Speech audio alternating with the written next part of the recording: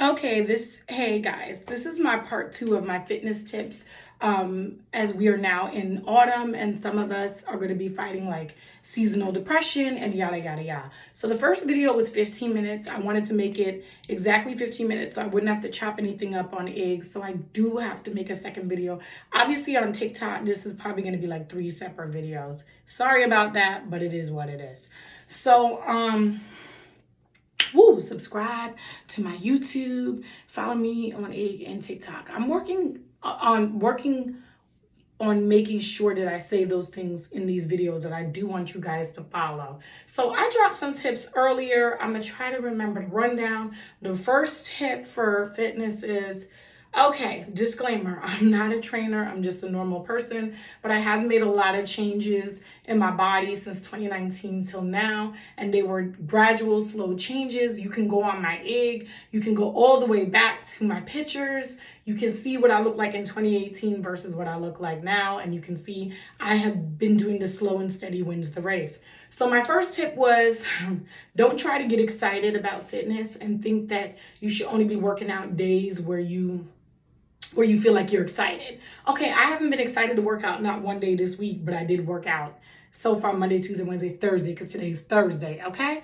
Was not excited, but I am consistent. And within 5 minutes of my workout, I knew within the first 5 minutes that it's what my body needed. Second of all, strength training. Some of you are not utilizing strength training. You're focused too much on cardio. The older we get, we need our back and our knees, and y'all need to be kind to yourselves.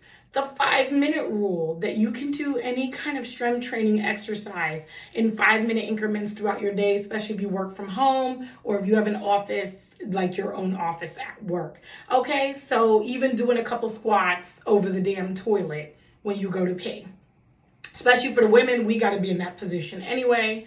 Men, y'all gonna have to figure that out, okay? But get them squats in. And I told you I do squats, I do lunges. There's a whole bunch of other stuff I do, but I don't remember the names of all those things.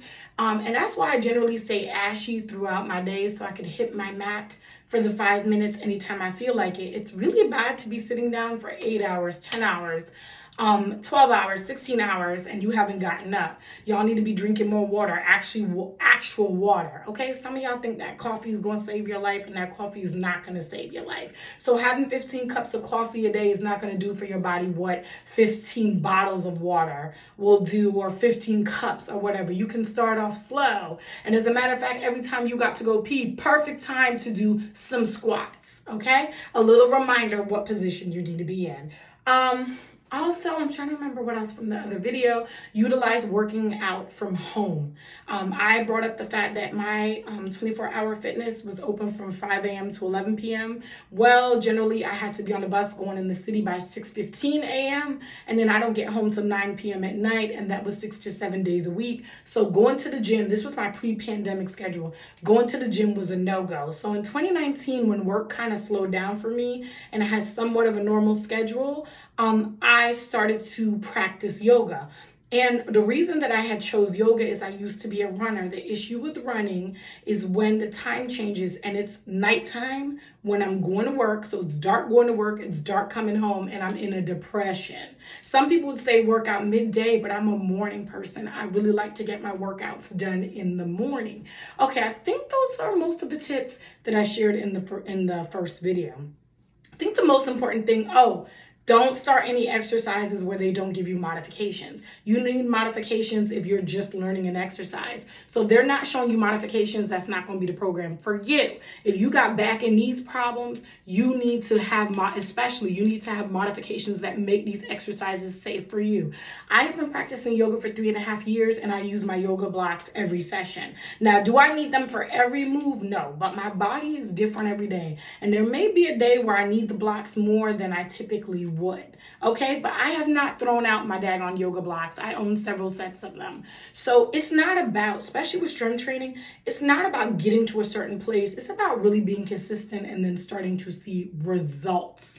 And I hate to tell you, most of the fitness is really in your mind. Short of having some sort of medical issue, which I had told you guys in the last video, check in with your doctor, then check in with your personal trainer, figure out what exercise is good for you. I prefer yoga. I like strength training off of my own fat. That is my thing. That may not be your thing. So most of the tips I give are going to be like yoga centered, but you can fill in the blank with whatever exercise you prefer. Okay, so now that I'm talking about working out at home and utilizing your home more, I hate when people say that they don't have time for this, they don't have time for that. You're gonna make time for what you want.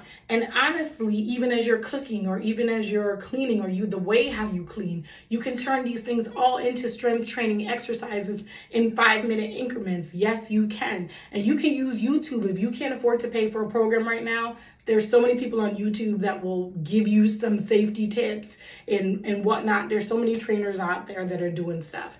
I think the mind, like I said, is the most important thing. Be mindful that every day you're not going to feel like doing it. I personally work out Monday through Friday. When I first started yoga, I worked out 6 days a week. So I do like Monday through Saturday because your muscles do need at least like a day to rest. So that's me personally.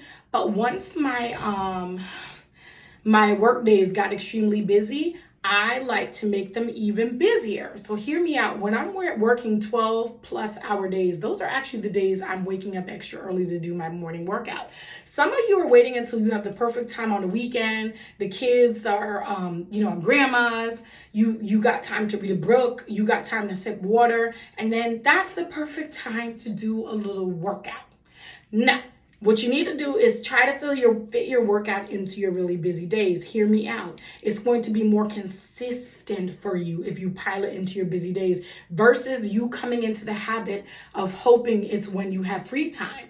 Okay, well now the kids, they playing soccer, they playing football, they're in cheer, they doing all these different things. So now you're going to games and stuff over the weekend. If you're waiting for the perfect time to get physically fit, you may be waiting forever.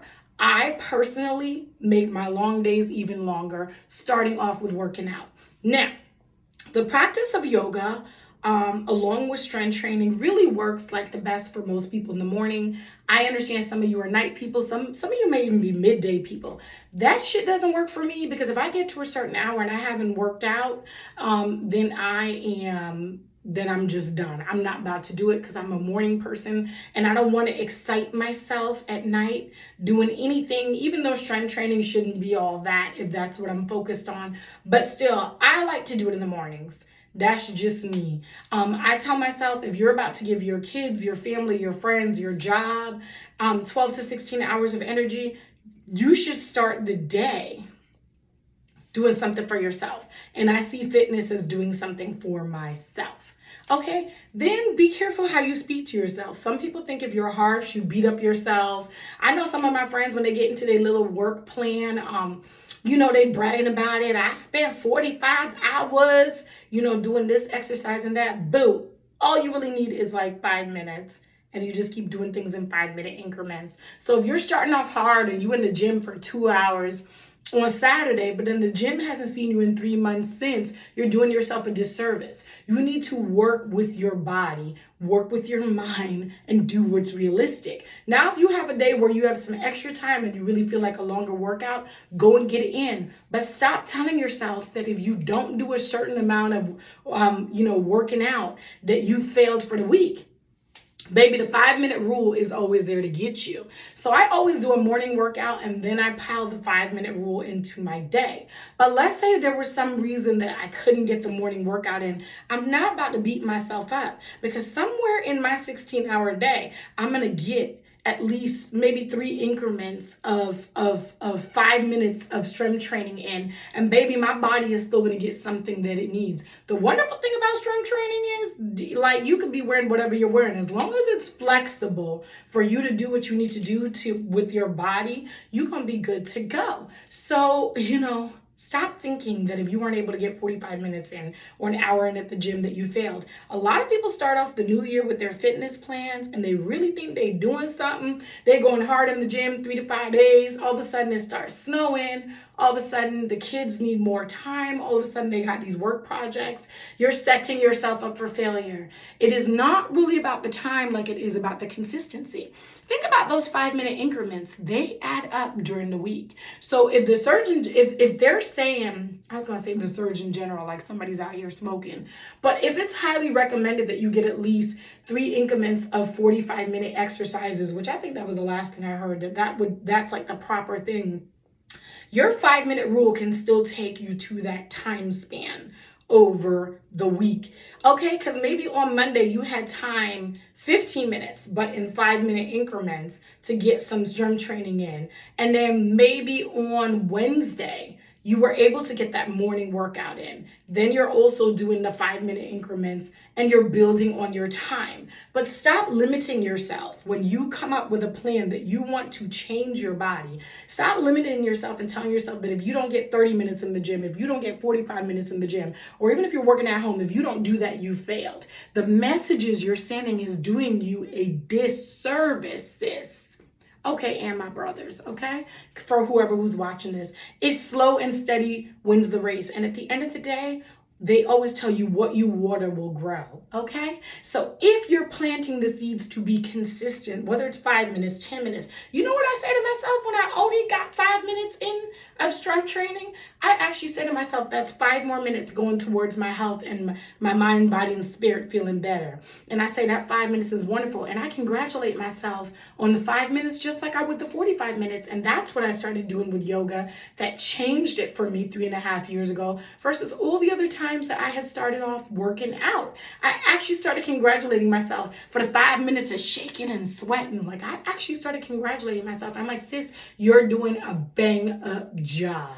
Okay, these are just some of the initial tips, but really, the voices in your head is what's going to determine what's going on with your body.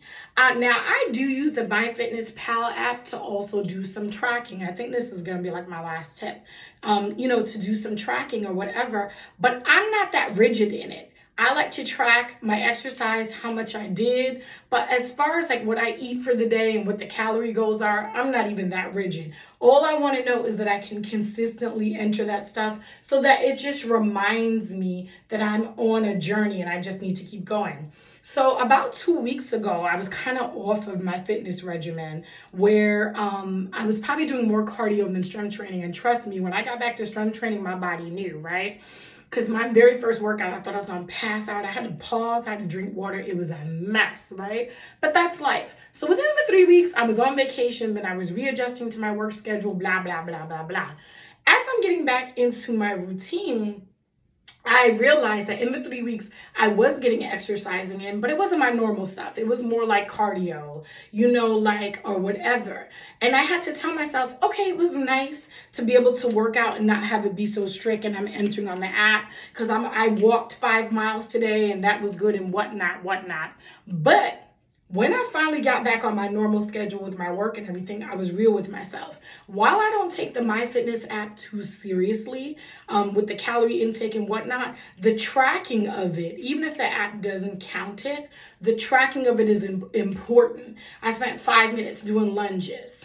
The tracking of it is going to keep you, first of all, it's going to keep you consistent. It's going to keep you honest. And it's going to keep you realizing that you are making goals. And over time, you can go back and look at what you have been doing. So I do recommend using some sort of fitness app and tracking stuff, but I don't recommend being so rigid. And what I mean is, yes, you need to make an entry every day, even the days that you don't do any exercising. But you need to understand that it's more of a reminder of the commitment you made to yourself and less of a reminder that you need to fit into these rigid goals. Stop making these goals that y'all know you're setting yourself up for failure with, okay? I got a family member, and I won't even say who swears by like Zumba. Okay, I think she does Zumba like once every 6 months. And anytime we tell her about the 5-minute rule, she out here playing like she didn't hear nothing, right? Then I got another family member that I told about the 5-minute rule, and she's been doing it since the winter time. And my girl has dropped some dress sizes and was showing some legs this summer. Okay, and these are my older family members. You need to be open to new things. You may like Zumba, but maybe you ain't got time for that. But baby, you got time for squat squats and lunges if your knees and stuff is still good, or you got time for the modifications. Stop with the excuses. So be easy on yourself, speak well to yourself, and stay consistent. And if all you have is 5 minutes today, that's 5 minutes to congratulate yourself on towards living a healthier lifestyle. And you are defining what the healthier lifestyle is. I am not. All right, it's KJM, it's TBT. These videos are longer than I wanted. Tell me how you feel about it, and I'm out.